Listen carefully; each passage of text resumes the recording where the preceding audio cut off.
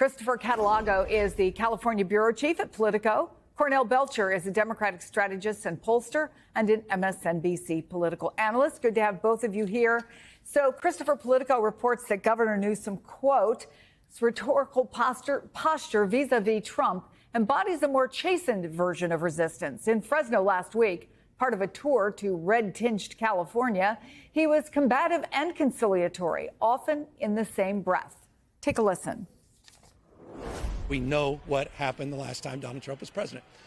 He vandalized our progress. He vandalized our programs. He broke the law. We reacted to the assault. It wasn't a proactive litigation strategy. It was a reactive strategy. I hope there's not one lawsuit with Trump administration.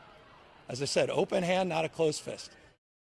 So he says he hopes there's no lawsuit, right? But let's not kid ourselves. Last time when Trump was president, there was something like 120 lawsuits filed by California against the federal government. So give us a sense from the ground in California of the line Newsom is walking for someone widely considered to be a 2028 contender. Yeah, I think you've set it up really well there when it comes to how Newsom is planning to approach Trump. And I think one thing we need to say is a lot of this is not theoretical. There were 120 lawsuits, 122 to be exact last time. And Newsom dealt very personally with Trump on the phone throughout the couple years where they overlapped. A lot of that had to do with disaster relief. And I've spoken with Newsom extensively about what that was like, and Trump trying to withhold some money to negotiate for some things he wanted, for California to back off on some of its climate policies. And so, again, this is not something where he's coming in fresh and has not had these dealings with Trump.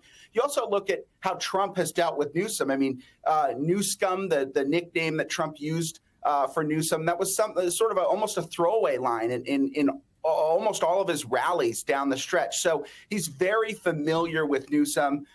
Newsom, I think, is trying to be proactive this time. The purpose of the special session is to put away $25 million in an account.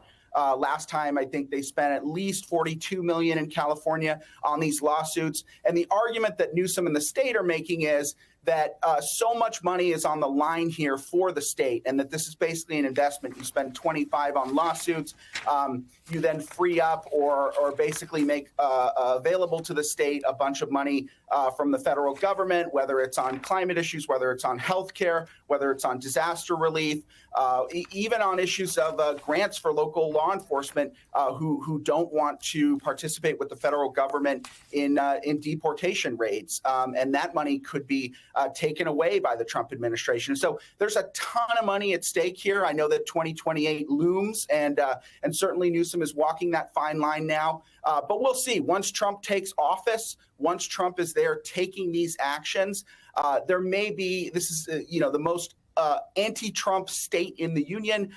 There is certainly going to be pressure on Newsom to fight Trump on these things. And right now we're not seeing that because Trump is not yet in office. And so you got to factor that in too. Right now we're in kind of the post-election, post-mortem phase where people are looking at Trump supporters and looking at what Democrats might be able to do.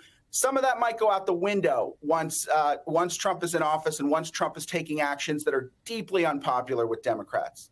So, Cornell, it's obviously not just Newsom. There are quite a few blue state governors. They have a group that they've put together who are doing a similar balancing act, let's call it that. They vow to fight the Trump administration when needed. And I should say attorneys general have gotten together, Democratic attorneys general as well.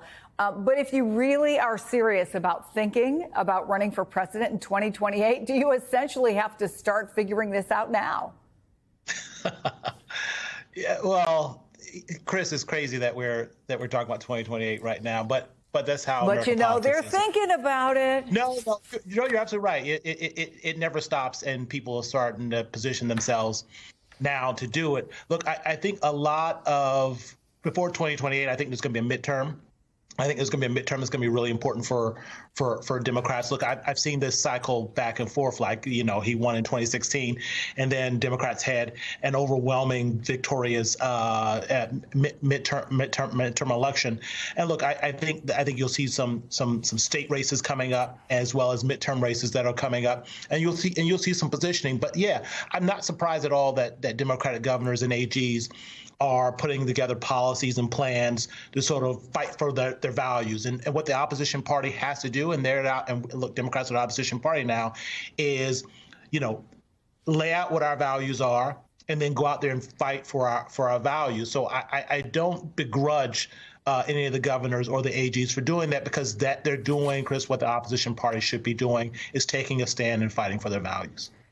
So, Cornel, I wonder how deep you think the problem is. There was an interesting article in the Associated Press that was one of many, saying that Democrats can't even agree on if there is a problem.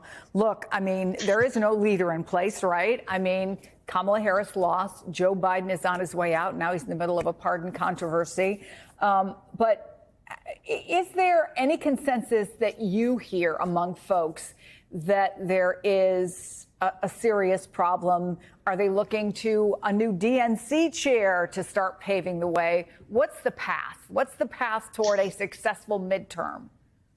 Well, there's no silver bullet, right? And I think people who are looking for silver bullet, and a lot of the sort of hot takes and that you see out there, analysis that it's one thing, right? If Democrats had did this one thing, we would have won. Or if, we just had this messaging tweak, we would have won. Somehow after every look, I've been doing this a while. My hair is gray, Chris. I've been doing this a while. After every bad election, Democrat.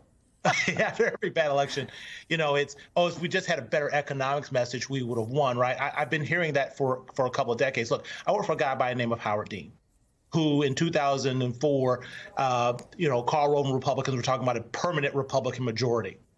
And Howard Dean came in, and we had some crazy idea about a 50-state strategy where maybe we should actually engage voters on the ground and fund grassroots programs and not all be centralized out of Washington. And you know what happened after the 50-state strategy, Chris? We had a really successful midterm election where we took back the House, and then we followed that up with Barack Obama, an historic victory, right? There's no permanent anything in American politics. It's all a hurricane, and it's all being eroded and falling apart as we try to put it back together, and there's no silver bullet.